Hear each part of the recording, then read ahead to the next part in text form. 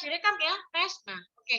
Jadi hari ini kegiatan kita adalah kunjungan secara virtual ke Candi Bajang Ratu, sebuah candi peninggalan situs arkeologi dari Kerajaan Majapahit ya, yang terletak di Trawulan, Mojokerto. Nah, jadi Majapahit itu merupakan kerajaan terbesar di Indonesia, bahkan kekuasaannya itu meliputi Sabang sampai Merauke, bahkan hingga ke luar negeri. Nah, salah satu raja yang pernah dinobatkan menjadi raja di situ adalah Raja Jayanegara. Nah, Raja Jayanegara saat itu dinobatkan menjadi raja, dia masih kecil. Nah, terus saat dia bermain-main, jadi di daerah situ itu dekat dengan sebuah kolam ya sebenarnya. Dan itu merupakan Candi Bajang Ratu itu merupakan candi sebagai pintu masuknya Kerajaan Majapahit dulu. Nah, dan di situ jugalah yang sampai sekarang itu masih diteliti juga ya, dan menjadi pintu masuk gerbang pemakamannya Prabu Jayanegara. Nah itu. Jadi Prabu Jayanegara itu raja termuda yang pernah ada di Majapahit. Nah, makanya candinya ini dinamakan Candi Bajang Ratu. Bajang itu kalau dari bahasa Jawa itu artinya kecil. Nah, ratu itu artinya raja. Nah, kira-kira begitu. Kemarin Bu Tias waktu ada kegiatan ke daerah sana, itu mampir ke sebenarnya tujuannya Bu Tias awalnya itu ke Museum Trawulan, tapi ternyata masih ditutup. Akhirnya kita melakukan, saya dengan suami saya, melakukan salah satu kunjungan ke candi. Dari sekian banyak candi yang saya pilih adalah Candi Bajang Ratu.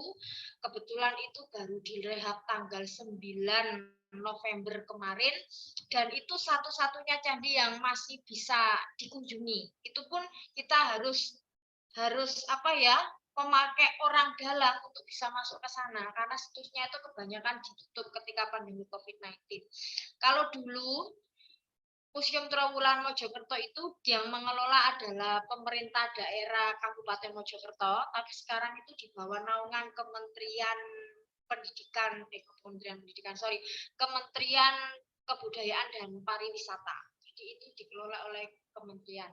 Nah, teman-teman, hari ini kita lebih ke sharing saja ya. Nah, jadi nanti teman-teman saling berbagi apakah ada bangunan atau kerajaan ya, karena tidak bisa dipungkiri sebelum kita berdiri menjadi negara kesatuan Republik Indonesia dengan sistem pemerintahan demokrasi yang dipimpin oleh seorang presiden dan wakil presiden, kita itu pernah punya sejarah panjang, di mana saat itu pernah berdiri kerajaan awal ya, yang Hindu, kerajaan Buddha juga ya. Kalau kerajaan Hindu yang paling besar kerajaan apa? Ayo, kerajaan Hindu terbesar. Apa Habibah? Kuta Ibu, Kuta. Ayo, kerajaan Hindu yang paling besar apa? Atau kerajaan yang pertama kali ada di Indonesia itu kerajaan apa? Ada yang masih ingat?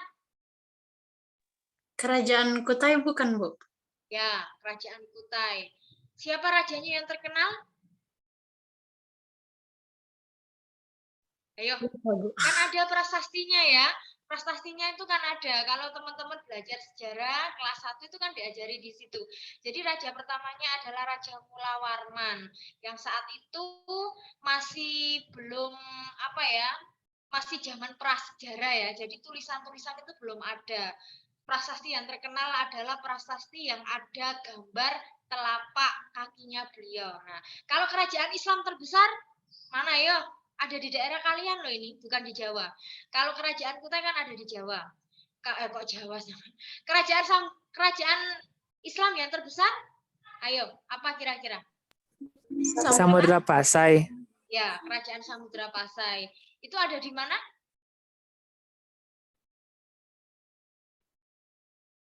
Ayo. Ada di mana? Waduh, lupa semua ini. Oke, kita jalan-jalan dulu ya secara virtual ya ke kerajaan, bukan ke kerajaan, ke Candi Bajang Ratu ya yang ada di Trowulan Mojokerto. Jadi kalau misalnya kita luring gitu teman-teman, memang salah satu tujuannya BTS itu ke sini karena bangunannya itu sangat megah sekali.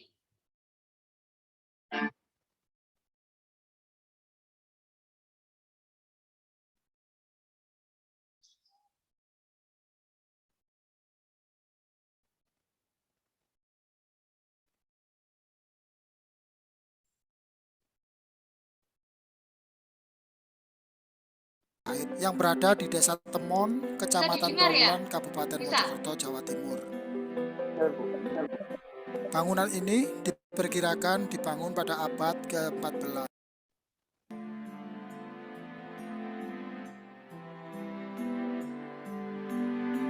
Sobat, jalan-jalan kita kali ini ke sebuah situs bersejarah yang bernama Candi Bajang Ratu. Candi Bajang Ratu adalah sebuah gapura atau candi peninggalan Majapahit yang berada di Desa Temon, Kecamatan Trowulan, Kabupaten Mojokerto, Jawa Timur. Bangunan ini diperkirakan dibangun pada abad ke-14 dan adalah salah satu gapura besar pada zaman keemasan Majapahit. Bajang Ratu dalam bahasa Jawa berarti raja atau bangsawan yang masih kecil atau muda. Dari arti nama tersebut, gapura ini dikaitkan penduduk setempat dengan Raja Jayanegara atau Raja kedua Majapahit. Disebutkan bahwa ketika dinobatkan menjadi raja, usia Jayanegara masih sangat muda atau masih bujang atau bajang. Sehingga diduga gapura ini kemudian diberi sebutan Ratu Bajang atau Bajang Ratu, berarti raja kecil atau raja cilik.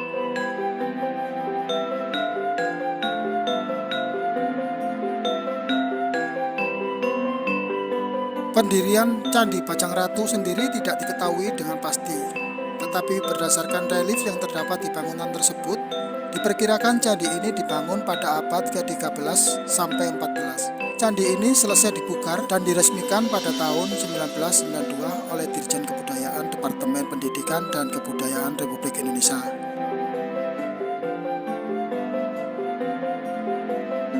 Dilihat dari bentuknya, gapura atau candi ini merupakan bangunan pintu gerbang gapura beratap.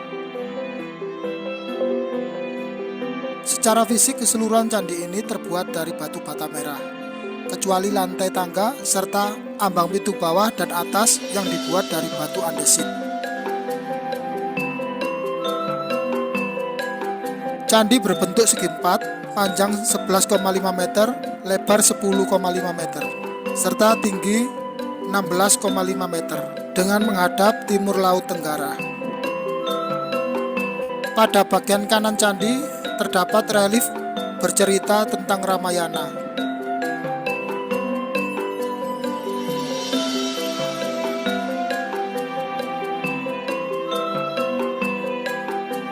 Sobat, dengan mengunjungi dan mengenali sejarah dari candi-candi yang berada di sekitar kita atau di daerah Trowulan ini, secara tidak langsung kita ikut serta melestarikan kebudayaan bangsa.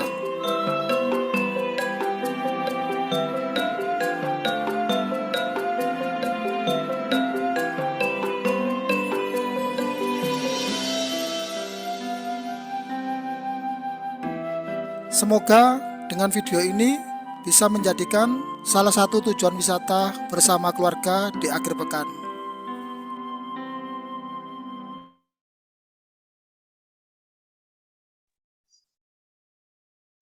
Itu tadi ya yang untuk Candi Bajang Ratu. Ini ada video kedua yang lebih menjelaskan tentang sejarahnya bagaimana. Bentar ya.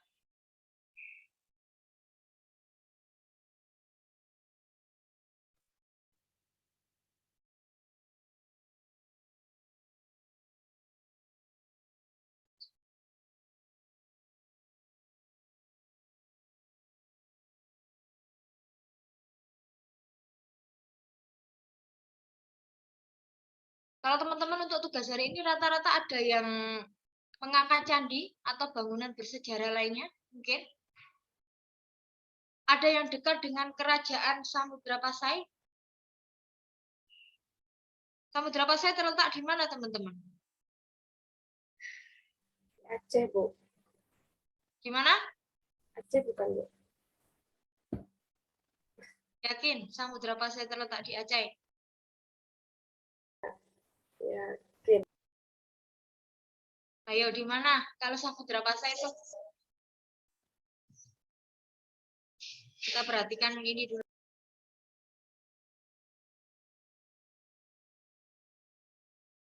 Bajang Ratu.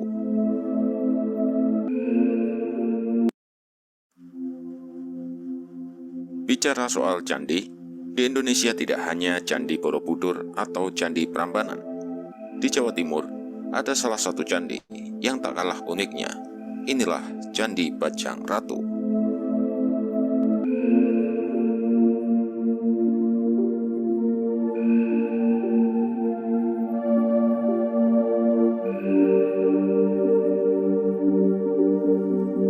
Bangsa Indonesia memiliki banyak kekayaan sejarah dan budaya. Karena dulunya, bangsa ini mempunyai banyak kerajaan yang tersebar, antara lain Kerajaan Kutai, Kerajaan Sriwijaya, Kerajaan Singosari, dan Kerajaan Majapahit. Bukti warisan budaya tersebut antara lain adalah artefak yang berbentuk arca, patung, hingga candi. Setiap warisan budaya memiliki nilai historis dan ilmu pengetahuan. Salah satunya candi peninggalan Kerajaan Majapahit, yaitu Gapura Bajang Ratu. Gapura Bajang Ratu, atau yang juga dikenal dengan nama Candi Bajang Ratu, adalah sebuah gapura atau candi peninggalan Majapahit yang berada di Desa Temon, Kecamatan Trowulan, Kabupaten Mojokerto, Jawa Timur. Untuk mencapai lokasi Gapura Bajang Ratu, pengunjung harus mengendarai sejauh 200 meter dari Jalan Raya Mojokerto Jombang, kemudian sampai di perempatan Dukuh Lingo, berbelok ke arah timur sejauh 3 km di Dukuh Kraton, Desa Temon, Kecamatan Trowulan. Di sekitar lokasi Gapura Bajang Ratu di Trowulan juga tersimpan banyak peninggalan bersejarah lainnya dari zaman keemasan Kerajaan Majapahit, salah satu kerajaan yang paling disegani.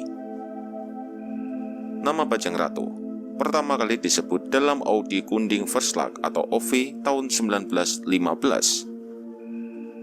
Arkeolog Sri Suyatmi Satari menduga nama Bajang Ratu ada hubungannya dengan Raja Jayanegara dari Majapahit, karena kata Bajang mempunyai arti kerdil. Menurut kitab Pararaton dan Cerita Rakyat, Jayanegara dinobatkan tatkala masih berusia bajang atau masih kecil, sehingga gelar Ratu Bajang atau Bajang Ratu melekat padanya. Mengenai fungsi candi, diperkirakan bahwa Candi Bajang Ratu didirikan untuk menghormati Jayanegara. Dasar pemikiran ini adalah adanya relief Sri Tanjung di bagian kaki gapura yang menggambarkan cerita perwatan. Relief yang memuat cerita perwatan ditemukan juga antara lain di Candi Suranawa. Candi Suranawa sendiri diduga dibangun sehubungan dengan wafatnya Brewengker akhir abad ke-17. Dalam kitab Pararaton dijelaskan bahwa Jatinegara wafat pada tahun 1328, Sirata Dinar Mangkapopongan, Brisika Ring Cenggapura Pratista Ring Antara Wulan. Disebutkan juga bahwa Raja Jayanegara yang kembali ke alam Wisnu atau wafat pada tahun 1328, dibuatkan tempat sucinya di dalam Kedaton, dibuatkan arca dalam bentuk Wisnu di sila petak dan bubat, serta dibuatkan arcanya dalam bentuk Amoghasiddhi di Sukalila. Menurut N.J. Krom, Cenggapura dalam Pararaton sama dengan Antarasari atau Antarwulan dalam negara Kertagama, sehingga dapat disimpulkan bahwa Dharma atau tempat suci Raja Jayanegara berada di Kapopongan alias Jeriranggapura alias Antarwulan yang kini disebut Trowulan. Arca perwujudan sang raja dalam bentuk Wisnu juga terdapat di Bubat atau Trowulan. Hanya saja lokasi silapeda yang belum diketahui. Di samping pendapat tersebut, ada pendapat lain mengenai fungsi Candi Bajang Ratu. Mengingat bentuknya yang merupakan gapura paduraksa atau gapura beratap dengan tangga naik dan turun, Bajang Ratu diduga merupakan salah satu pintu gerbang keraton Majapahit. Perkiraan ini didukung oleh letaknya yang tidak jauh dari lokasi bekas Istana Majapahit. Bajang Ratu diperkirakan didirikan antara abad ke-13 dan ke-14. Hal itu dikuat dengan 4 hal. Yang pertama adalah perakiraan fungsi sebagai candi peruwatan Prabu Jayanegara yang wafat pada tahun 1328 Masehi. Yang kedua, bentuk gapura yang mirip dengan candi berangkat tahun di Penataran Blitar. Yang ketiga, relief penghias bingkai pintu yang mirip dengan relief Ramayana di Candi Penataran. Dan yang keempat, bentuk relief naga yang menunjukkan pengaruh dinasti Yuan. J.L.A. Brandes memperkirakan bahwa Bajang Ratu dibangun pada masa yang sama dengan pembangunan Jatijago di Tumpang, Malang. Hal itu ditilik dari adanya relief singa yang mengapit sisi kiri dan kanan kepala kala, yang juga terdapat di Candi Jago. Candi Jago sendiri diperkirakan dibangun pada abad ke-13. Menurut buku Dr. Andes Bagus L. Arnawa, dilihat dari bentuknya, gapura atau candi ini merupakan bangunan pintu gerbang tipe Paduraksa atau gapura beratap. Secara fisik, keseluruhan candi ini terbuat dari batu bata merah, kecuali lantai tangga serta ambang pintu bawah dan atas yang terbuat dari batu andesit. Candi Bajang Ratu berdiri di ketinggian 41,49 meter di atas permukaan laut, dengan orientasi menghadap timur laut Tenggara. Denah candi berbentuk segi empat, dengan panjang 11,5 meter, lebar 10,5 meter, dan tinggi 16,5 meter. Sedangkan lorong pintu masuk lebarnya 1,4 meter. Secara vertikal, bangunan ini mempunyai 3 bagian, yaitu kaki, tubuh, dan atap, yang mempunyai semacam sayap dan pagar tembok di kedua sisi. Struktur kaki gapura yang sepanjang 2,48 meter tersebut terdiri dari bingkai bawah, badan kaki, dan bingkai atas. Bingkai-bingkai ini hanya terdiri dari susunan sejumlah pelipit rata dan berbingkai bentuk genta. Pada sudut-sudut kaki terdapat hiasan sederhana, kecuali pada sudut kiri depan dihias relief yang menggambarkan cerita Sri Tanjung. Di bagian tubuh atas ambang pintu terdapat relief hiasan kala dengan relief hiasan sulur-suluran, dan bagian atapnya terdapat relief hiasan rumit berupa kepala kala diapit singa, relief matahari, naga berkaki, kepala Garuda, dan relief bermata satu atau monokel Cyclop. Fungsi relief tersebut dalam kepercayaan budaya Majapahit adalah sebagai pelindung dan penolak mara bahaya. Sedangkan pada sayap kanan terdapat relief cerita Ramayana dan pahatan binatang bertelinga panjang.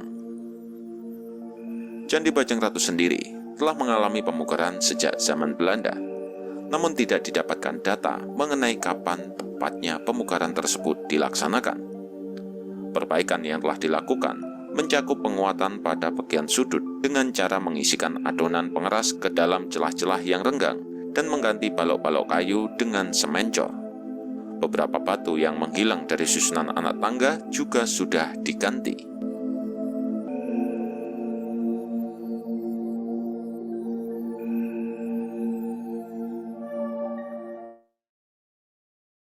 Tadi ya, teman-teman, kunjungan kita secara virtual ke Candi Bajang Ratu. Nah, kalau pengen tahu wujudnya Candi Bajang Ratu yang sekarang, ini saya tunjukkan fotonya Bias waktu kunjungan virtual. Saya belum sempat mengedit videonya, ada juga sih videonya sebenarnya, tapi belum sempat diedit.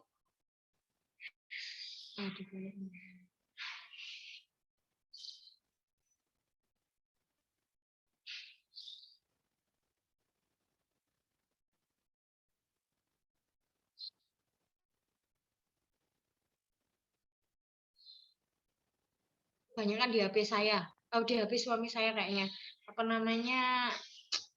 Fotonya lah. Ini terakhir, ini penampakan terakhir waktu hari saya kemarin. Hari Sabtu Jumat saya ke sana waktu ada kegiatan di daerah Mojokerto. Nah, jadi ini sudah dibugar semua ya pada tanggal 9 November kemarin oleh Kementerian Pariwisata dan Kebudayaan. Ini sudah banyak, hampir semuanya itu sudah diganti tanpa menghilangkan wujud aslinya dari candi itu. Nah, dari candi-candi yang ada di mana peninggalan Majapahit ini di daerah Trawulan itu sebenarnya berdekatan. Kalau Candi Bajang Ratu ini paling dekat jaraknya dengan Museum Trawulan kira-kira 1,2 kilometer ya. Selain itu ada beberapa candi lagi peninggalannya Kerajaan Majapahit yang terkenal ya. Jadi jarak antar candi itu sebenarnya tidak jauh, maksimal jaraknya itu 1,2 kilometer.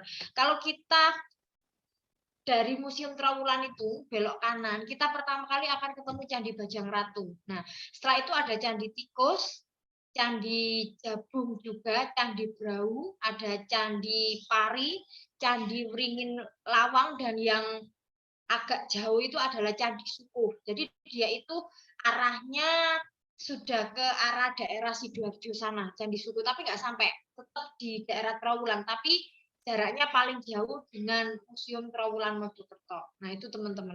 Jadi sebenarnya banyak hal yang bisa kita pelajari dari Kerajaan Majapahit itu. Kerajaan Majapahit adalah kerajaan terbesar yang pernah berkuasa di Indonesia. Puncak kejayaannya dipimpin oleh siapa? Ada yang ingat? Rajanya raja siapa namanya? Ayo. Masa ingatnya cuma artis-artis Korea saja? Siapa, Nes? Raja yang paling terkenal dan saat itu bisa menyatukan Nusantara dengan Mahapatinya Gajah Mada. Siapa pemimpinnya? Rajanya saat itu? Hayam Wuruk. Sepertinya Habibah ini suka sejarah. Jadi dari tadi yang kampung itu cuma dia. Ya, jadi kerajaan Samudra Pasa itu memang ada di daerah Aceh ya. Kalau kerajaan Kutai ini kalian loh ya yang seharusnya tahu. Ayo, Sungai Mahakam. Sungai Mahakam ada di mana, Martin? Ayo, Sungai Mahakam ada di mana, Rima? Mungkin Halo? di Sumatera, Bu. Di mana? Di Sumatera. Di Sumatera. Bukan. Makanya saya tanya kalian karena letaknya di daerah-daerah kalian sana. Ayo, Yosti, di mana Yosti? Sungai Mahakam itu di mana? Di mana, Nes? Kalimantan Timur. Ya, Kalimantan Timur. Kalimantan Timur ibu katanya? Samarinda. Samarinda, ya Allah, kalian ini nggak tahu. Dulu Bu Tias itu waktu masih Indonesia ada 27 provinsi ya.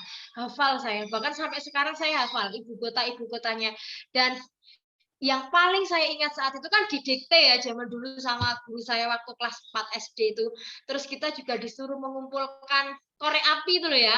Kalau sekarang kan orang itu pakai korek bensol ya. Kalau zaman dulu korek api di belakangnya tuh ada edukasinya. Jadi ada gambarnya pakaian-pakaian ada daerah. Jadi kita disuruh mengumpulkan Nes mulai dari provinsi Aceh sampai timur-timur. Tapi dari situ justru sampai sekarang saya tuh ingat bahkan di dikte kabupaten ibu kota ya. Ibu kotanya Sulawesi Tengah. Nek gak iso tak duduk Palu. Duduk itu akhirnya artinya dipukul ya. Jadi ibu kotanya Sulawesi Tengah itu Palu sampai sekarang Bu Tias itu ingat. Jadi guru dulu tuh zaman dulu tuh punya kode-kode agar siswanya itu ingat jadi Kalimantan Timur Samarinda jangan menyamar menjadi orang yang jelek berarti ibu kotanya di Samarinda. Jadi punya istilahnya kata kunci sendiri agar siswa-siswanya itu ingat pada ibu kota 27 provinsi. Kalau sekarang Indonesia terdiri dari berapa provinsi? Ayo. 34. 34. Provinsi yang terakhir mana, Yosti? Mana provinsi yang terakhir? Ayo. Amanda? Parit?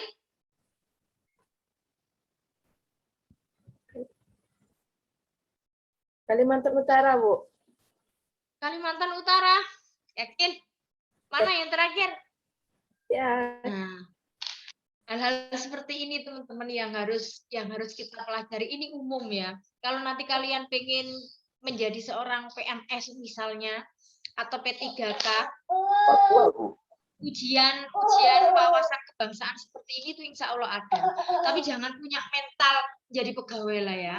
Jadilah kalian tuh punya mental menjadi seorang entrepreneurship. Jadi tidak hanya menciptakan pekerjaan untuk dirinya sendiri, tapi juga bisa untuk orang lain. Meskipun kecil nggak apa-apa, tapi kita bisa membantu orang lain untuk mendapatkan penghasilan. Nah, kira-kira begitu teman-teman.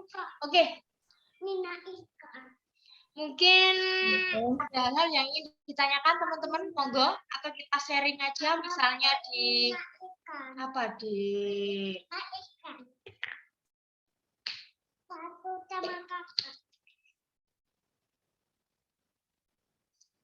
tuh ya teman Kak ya. Bentar ya, ada sponsor saya. Oke, silakan. Ada yang ingin ditanyakan teman-teman, monggo. Kita santai aja hari ini ya, karena sepertinya ini sudah pertemuan segini mau 20 itu juga agak susah untuk menghidupkan kelas. Karena kita dosen-dosen pembimbing modul Nusantara itu sudah paham. Waduh, ini sudah tidak ada harapan untuk luring. Bahkan ada yang bercerita kalau kelasnya itu semakin hari itu semakin sedikit sama Bu. Kelas saya juga sedikit. Tambah hari itu tambah tinggal cuma 9, 7, 6 Bu. Berarti sama Bu Tias gitu. Oke, silakan mungkin ada yang ingin ditanyakan teman-teman atau ada yang ingin berbagi misalnya di Riau. Agnes, ada candi apa Nes di sana atau bangunan bersejarah apa yang ada di Riau Nes? Candi Muara Takus, Ibu. Oh, Candi Muara Takus ya. Candi Muara Takus itu candi apa? Seperti Bajang Ratu tadi itu kan sebagai pintu masuknya kerajaan Majapahit dan dipersembahkan untuk menghormati Prabu Jayanegara. Gimana Nes? Bisa diceritakan? Candi Muara Takus ini peninggalan kerajaan Buddha Sriwijaya, Ibu. Terus?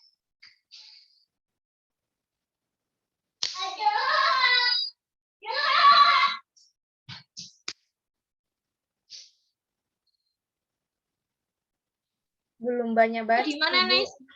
Di mana? Itu di Kabupaten Kampar, tapi saya belum banyak baca sih, Bu. Baru baca-baca dikit aja. Oke, nggak apa-apa. Boleh dicari di internet, Nes, terus ditunjukkan kepada teman-teman bentuknya Candi Muara Takus itu bagaimana. Berarti itu peninggalan kerajaan Sriwijaya ya. Nah, ya, peninggalan kerajaan Sriwijaya. Ya, oke. Mungkin bisa dicari, Nes. Dia cari. Sebentar ya, Bu.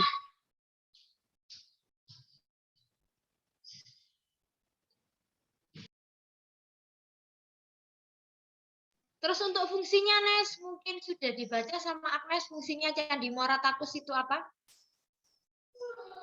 Belum?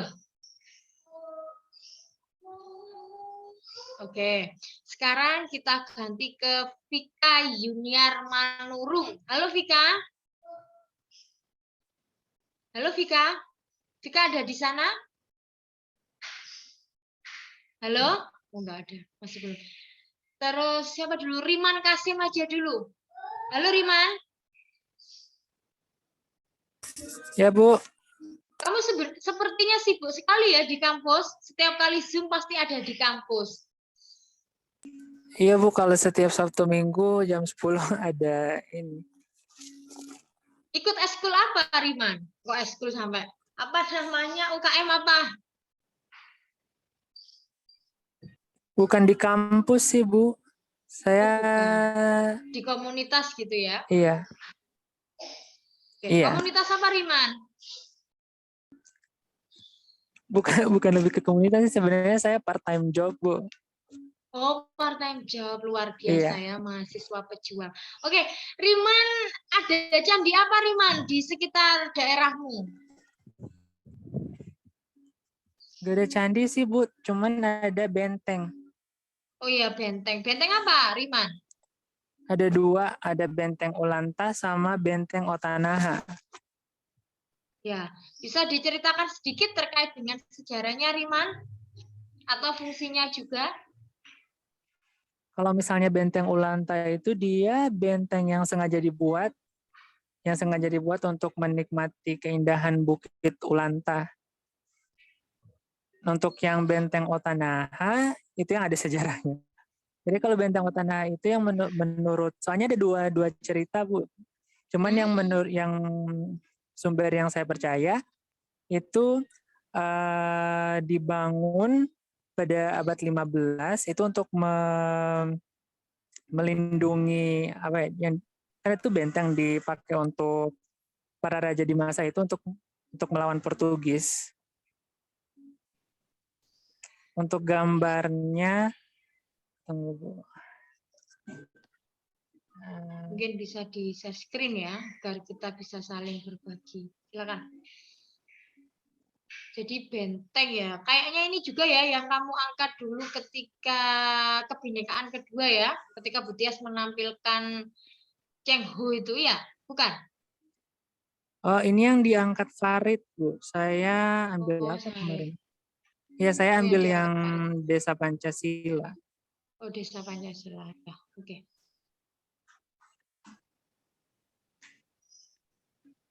Kamu dari Ada punya mana, kalimat. Riman? Dari Gorontalo ya? Iya, Bu. Ya, Kayak kalau gini. daerah Gorontalo itu Atau ada kerajaannya tidak? ada kerajaan, ada Ada. 4 kerajaan. Nah, itu apakah tidak ada satupun yang meninggalkan candi atau bangunan bersejarah gitu? Kalau setahu saya sih nggak ada, Bu. Cuman kayak benteng, terus sama rumah tradisional. Terus yang lainnya itu belum tahu, Bu. Saya belum explore daerah saya sendiri. Nanti mau Ya, kalau dieksplor kerajaannya lagi. ada apa saja 4 itu di Gorontalo? Kan besar-besar itu termasuk Kerajaan, kerajaan besar juga kan? iya. Kerajaan Gorontalo, Suwawa, Limboto, lupa satunya, Bu. Cuman 3 itu. Cuman akhirnya 4 kerajaan ini bersatu jadi Gorontalo. Jadi Ya, ke satu jadi kerajaan kerajaan besar di Gorontalo Gorontalo. ya. Iya. Jadi kerajaan besar. Memang kalau di luar Jawa itu kerajaannya terakhir-terakhir itu menjadi satu ya. Dan dari Majapahit pun kita itu bisa belajar. Sesuatu yang besar itu akan runtuh. Bukan karena permasalahan dari luar, tapi dari dalam sendiri. Kerajaan Majapahit itu runtuh itu kan karena adanya perang peregreg ya. Ada yang tahu perang peregreg itu apa? Ayo, perang saudara. Jadi saling memperebutkan kekuasaan. Nah, seperti yang terjadi di kerajaan Inggris sekarang itu ya, antara Meghan Markle, terus Pangeran Harry, Pangeran William, dan saudaranya, itu nanti suatu saat kalau berseteru juga, kerajaan itu juga akan bermasalah juga. Nah, gitu. Oke, terima kasih Riman. Mungkin sekarang Habibah, silakan. Habibah dari mana? Atau mengangkatkan di apa? Tapi pada di Bengkulu, Bu. Ya, Bengkulu, Sumatera Selatan ya. Kalau di daerah Sumatera Selatan ada kerajaan apa, Habibah? Ada kerajaan Sungai Perut, terus kerajaan Balai Buntar, kerajaan Sungai Lemau, kerajaan Sekiris, dan masih banyak sih, Bu. Tapi kita kurang tahu gitu, Bu. Ya, kalau untuk bangunannya Habibah mengangkat apa? Kalau di Bengkulu itu, Bu, kebetulan tidak ada candi, tapi ada benteng, Bu. Benteng yang terkenal itu Benteng Marlborough. Nah, benteng itu peninggalan Inggris yang terdapat di kota Bengkulu. Benteng ini didirikan oleh East India Company oleh gubernurnya pada masa itu Joseph pada tahun 1714 sampai 1719 itu. Benteng ini biasanya berfungsi sebagai benteng pertahanan hingga masa Hindia Belanda pada tahun 1825 sampai 1942 itu.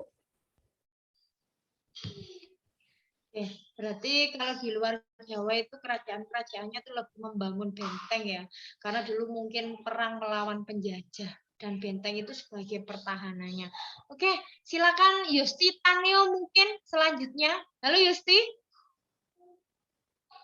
Nah, tumben Ya, halo, ini Bu. Yusti ini bisa kelihatan kelihatan wajahnya. Oke, Yusti, ada kerajaan apa di daerah Kupang? Kalau saya ini ambilnya bangunan bersejarah, Bu. Oh, bangunan. Kalau kerajaan ada tidak di daerah Kupang, Yusti? Sepertinya tidak ada, saya, Bu. Atau memang ada, Ya. tapi saya yang tidak tahu. Tidak ada ya. Oke, bangunan apa yang diambil oleh Yusti? Bangunan rumah pengasingan Bung Karno, Bu. Rumah pengasingan Bung Karno. Ya, coba bisa diceritakan Yusti sedikit tentang rumah pengasingan itu. Namanya rumah apa dan sejarahnya bagaimana? Ini saya baca dari sejarahnya, Bu. Sejarah itu rumah pengasingan Bung Karno adalah sebuah bangunan yang beralamat di Jalan Perwira, Kelurahan Kota Raja, Ende Utara, Kabupaten Ende, Provinsi Nusa Tenggara Timur. Rumah pengasingan Bung Karno yang di Ende memiliki luas 742,6 meter persegi atau 23,5 meter kali 31,6 meter.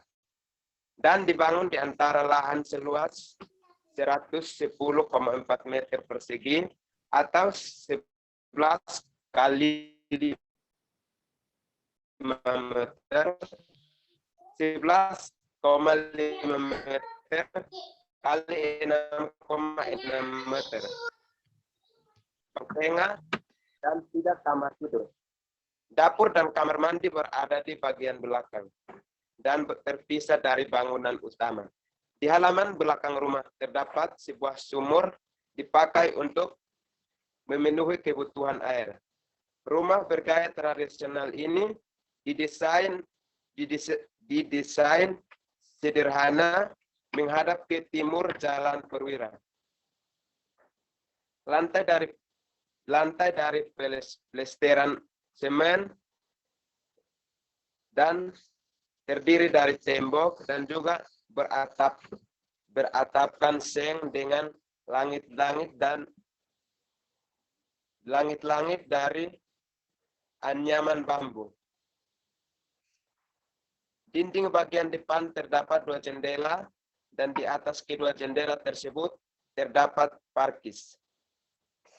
Di depan rumah pengasingan Insinyur Soekarno di Ende masih disimpan benda-benda yang pernah dipakai oleh Insinyur Soekarno dan keluarganya, antara lain lemari di kamar tidur, biola, tongkat, lampu minyak, dan lampu tekan, setrika, peralatan makan, dan peralatan memasak.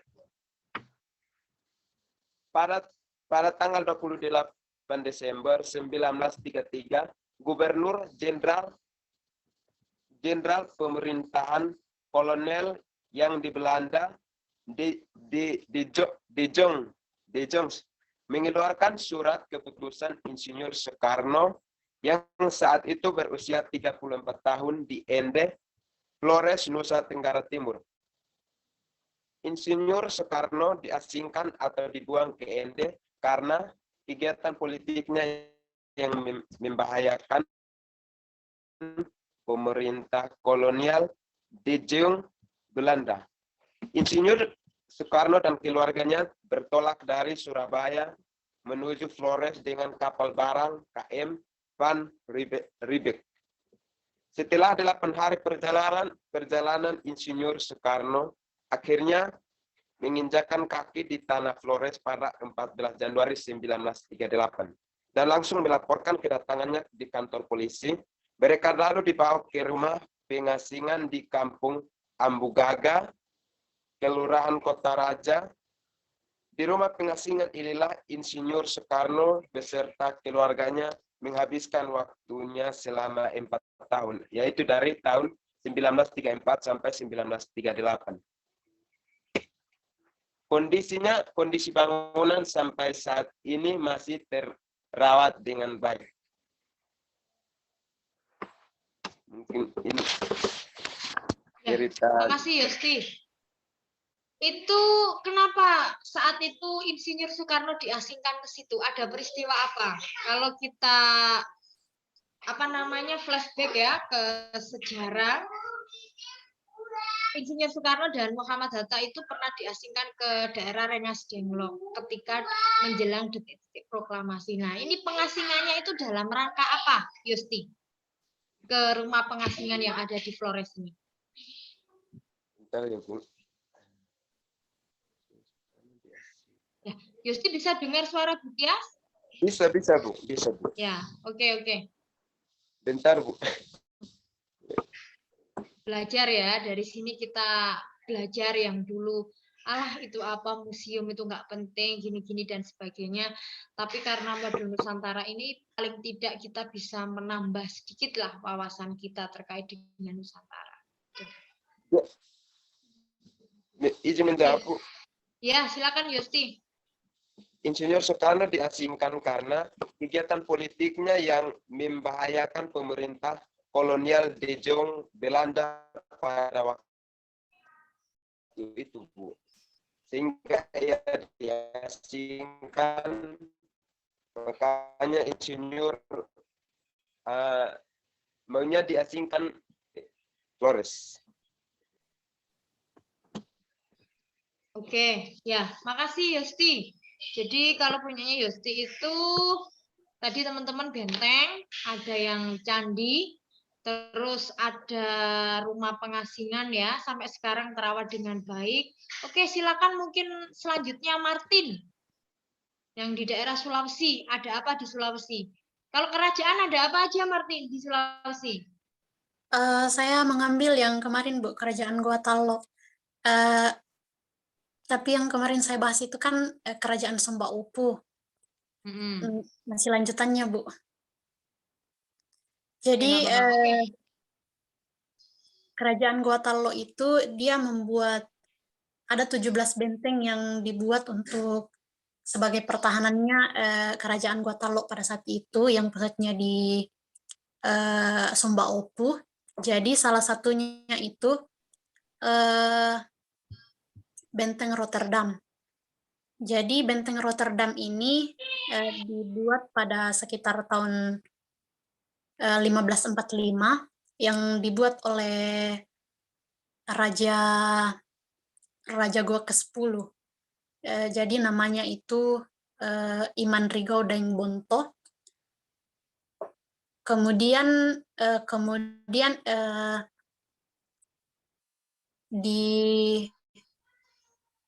dibangun kembali oleh Raja ke-14,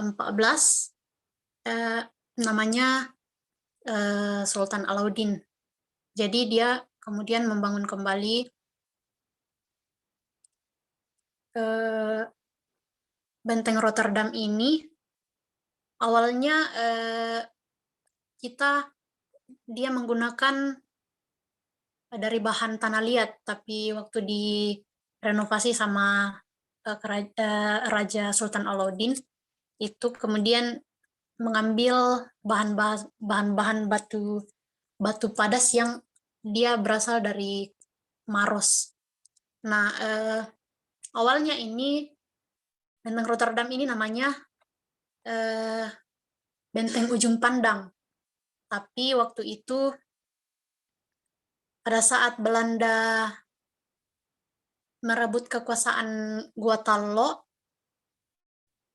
beberapa benteng yang ada di Sulawesi itu diruntuhkan kecuali Benteng Rotterdam ini, sehingga dari Ujung Pandang diubah namanya menjadi Benteng for Rotterdam. Itu terjadi pada saat penandatanganan perjanjian Bungaya. Jadi itulah mengapa diubah namanya menjadi Benteng von Rotterdam. Terus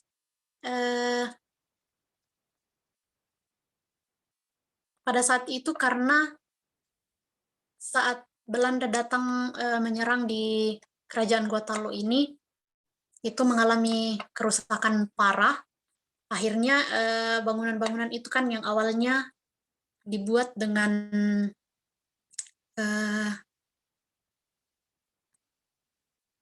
motif Portugis, bangunannya itu dibuat dalam motif Portugis, kemudian berubah, dia menjadi kayak lebih sesuai dengan yang di Belanda, Bu. Apa namanya, motif bangunannya.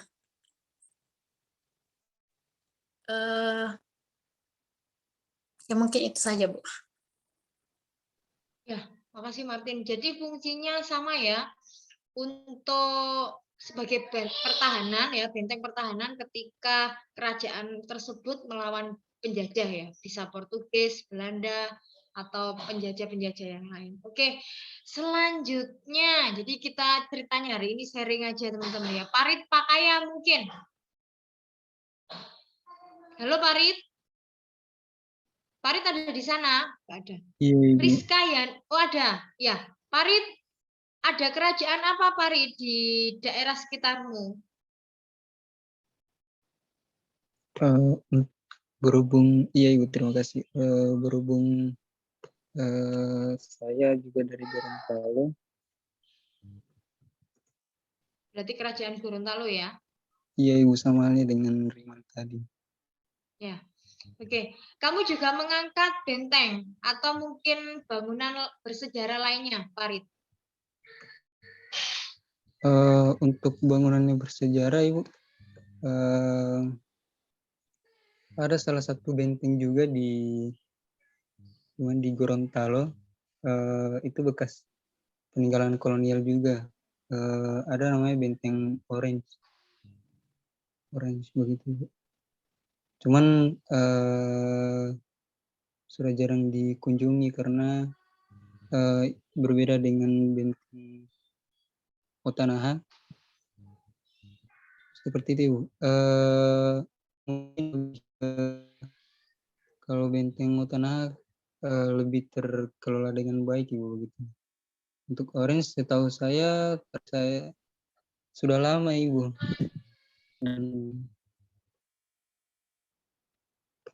Iya Benteng Orange Ibu. Ya, makasih Parit. Itu sama ya, fungsinya sebagai pertahanan juga ya. Sekarang tinggal Vika Yuniar dan Rizka Yani. Siapa yang mau duluan? Rizka mungkin? Halo Rizka? Iya, Bu.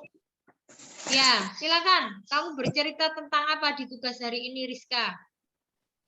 Saya ingin memperkenalkan Candi Padang Lawas, Ibu. Candi Tapi Padang Lawas. Ya. Tapi sebelumnya karena saya belum mengekspor wilayah apa-apa. ini, jadi saya tahu beberapa saja. Itu Jadi peninggalan kerajaan apa, Rizka? Peninggalan kerajaan Hindu-Buddha, Ibu.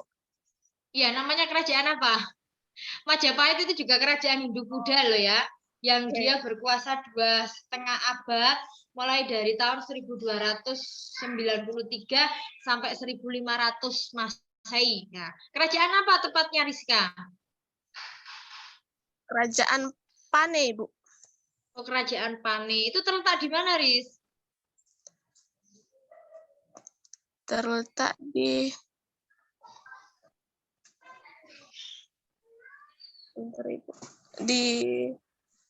Kabupaten Padang Lawas dan Kabupaten Lawas Utara, Bu. Provinsi? Provinsi Sumatera Utara. Sumatera Utara. Oke, bisa diceritakan candinya itu berfungsi untuk apa, atau mungkin sejarahnya dan sebagainya, Rizka? Jadi fungsi candi ini antara lain adalah tempat beribadah, yaitu pusat pengajaran agama serta penyimpanan abu jenazah para raja-raja terdahulu. Dan ini juga digunakan untuk pemujaan atau persemayaman dewa dan petirtaan atau pemandian. Ya, tirtaan. Tirta itu air ya artinya. Terus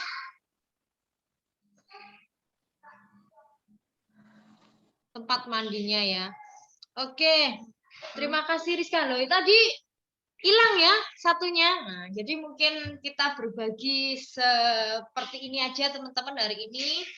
Intinya semua kerajaan itu adalah potret bahwa negara kita itu tidak langsung menjadi negara kesatuan Republik Indonesia dengan sistemnya demokrasi, tapi kita pernah memakai sistem presidensial juga, atau ketika kita belajar sejarah seperti ini, kita akan mengingat bahwa dulu itu pernah ada kerajaan-kerajaan besar, mulai dari kerajaan Samudra Pasai, ada juga kerajaan Kutai Tarumanegara, terus ada kerajaan Majapahit yang pernah menyatukan Sabang sampai Merauke, bahkan pernah menguasai luar negeri juga, ada kerajaan Sriwijaya ya.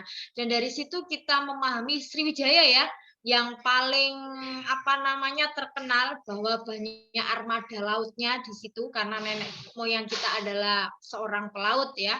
Meskipun saat ini hal-hal seperti itu banyak yang sudah ditinggalkan. Intinya candi itu hanyalah sebagian kecil peninggalan-peninggalan bersejarah lainnya.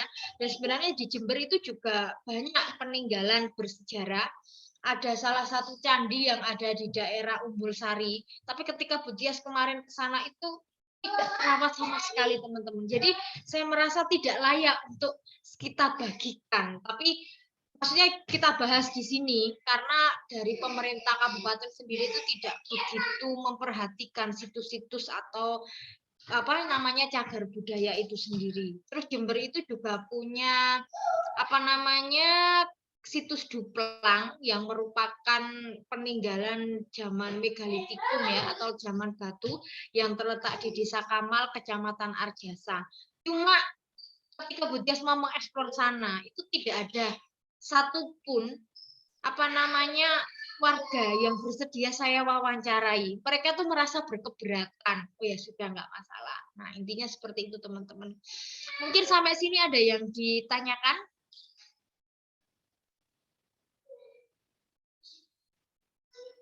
Tolong untuk kontribusi sosial segera dikoordinasikan ya Nes ya. Karena ini mau dilaksanakan Bu Tias ini 2 minggu atau 3 minggu dari sekarang. Enaknya bagaimana ya? Gimana Nes? Enaknya Nes? Atau mungkin Martin, Habibah ada masukan?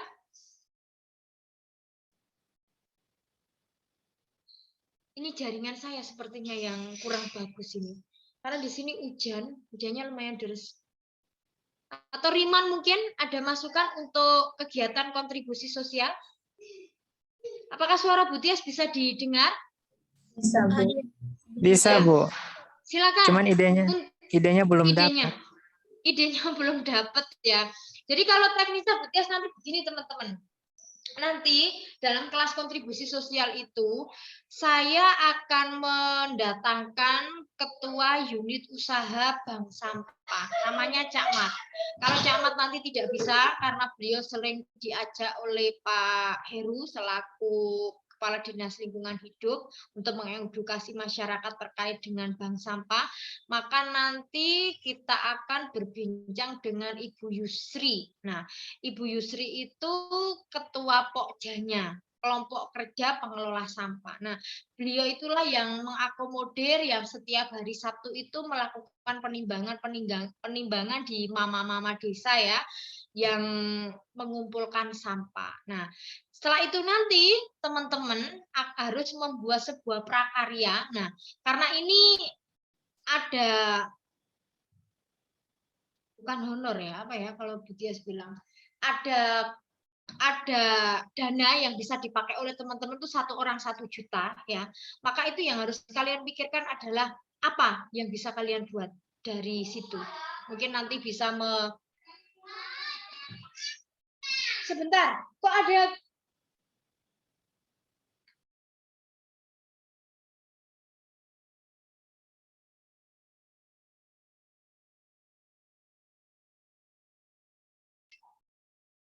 ya, jadi gitu mungkin nanti idenya dari Bu Tias. Terus kemarin idenya Agnes itu juga bagus. Jadi mungkin bisa mengunjungi daerah-daerah atau tempat untuk mengelola limbah sampah ya. Terus kalian membuat prakarya atau kerajinan dari sampah-sampah yang ada. Mungkin bisa seperti itu. Itu hanya sekedar idenya Bu Tias loh ya.